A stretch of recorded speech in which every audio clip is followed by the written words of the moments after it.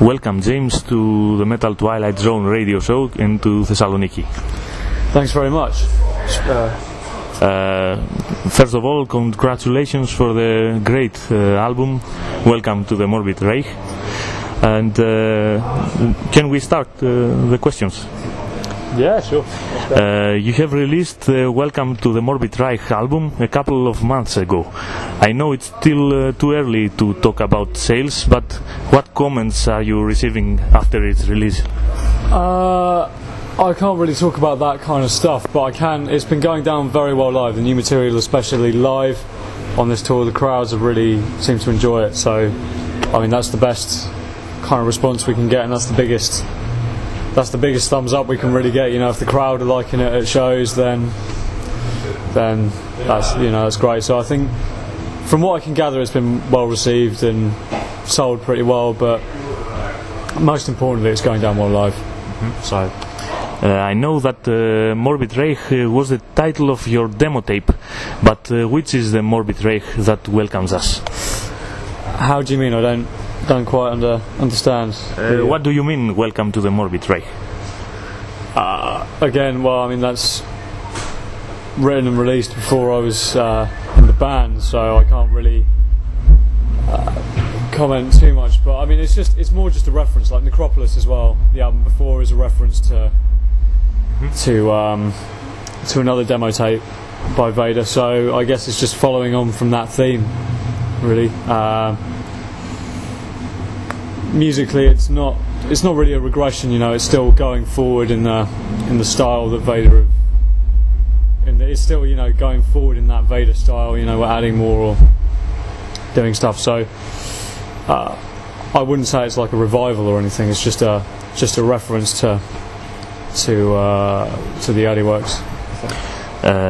Would you change anything to the production? Are you pleased with the sound of the album?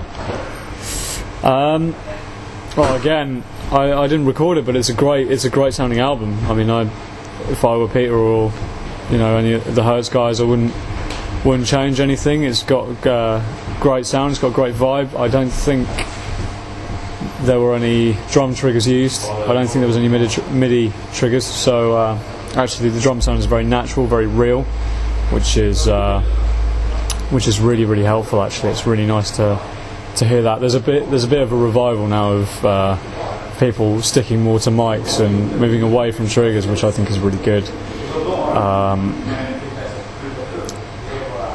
And it's not too well produced, but everything's clear, so it's got that kind of raw sound. So I think it's just perfect for Vader. I think it's perfect for that album. So no, I wouldn't.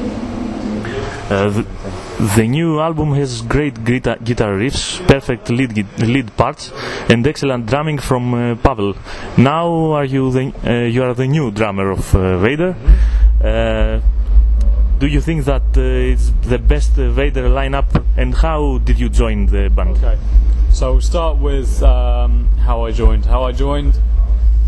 I supported Vader on the Blitzkrieg 5 tour, the European part in 2010, in February and March.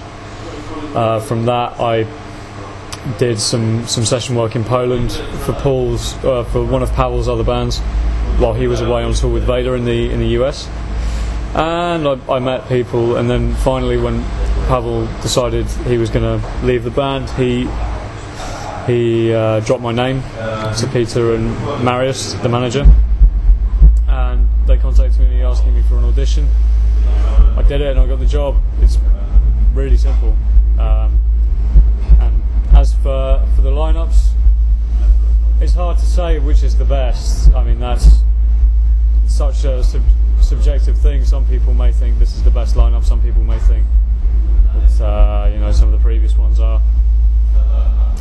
Of course, I mean, I think primarily the best lineup was kind of Mauser, Novi and Doc as the best lineup. They were like that for a long time, and you know, it was really, really great lineup, really, really tight.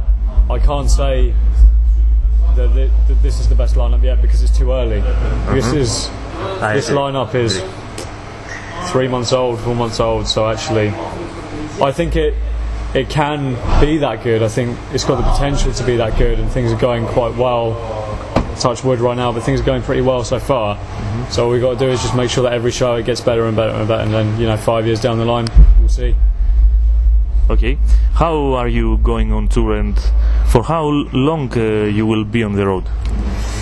Well, we have done now, I think, 27 shows on this tour. Or this will be the 27th tonight, actually, I think.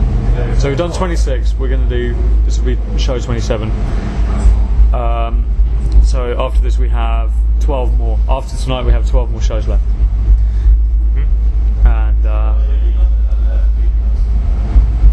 And then next year, 150 shows. Every year it's 150 shows. So pretty much. So it's. I mean, Vader are on tour always, pretty much, unless they're recording an album touring. So there's always 150 shows more to do at the end. When you finish a year, there's always 150 shows more and so on. So it's never ending, but that's good. That's what metal should be. What are the differences between Necropolis and Morbid Reich? There's lots of differences. Obviously, the production, as we've spoken about, is less. The production of Morbid Reich is less clinical.